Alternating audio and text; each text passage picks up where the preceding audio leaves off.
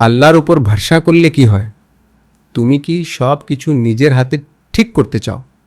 বারবার ব্যর্থ হচ্ছ, মনে হচ্ছে কিছুই তোমার কন্ট্রোলে নেই? তাহলে শোনো, আল্লাহ বলেন যে আল্লাহর উপর ভরসা করে তার জন্য তিনিই যথেষ্ট। সূরা আত তালাক 65। 3, বুঝতে পারছো? তুমি যখন আল্লাহর উপর ভরসা করো, তুমি একা থাকো না। যেখানে তুমি পথ দেখো না, আল্লাহ তোমার জন্য রাস্তা খুলে দেন। যেখানে তুমি ভয় পাও, সেখানে আল্লাহ তোমাকে নিরাপত্তা দেন।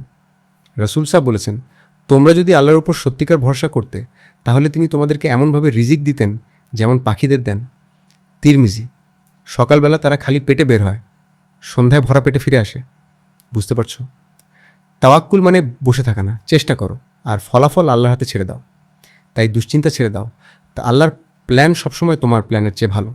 আজ থেকেই বলো, ইয়া আল্লাহ, আমি তোমার উপর ভরসা করলাম।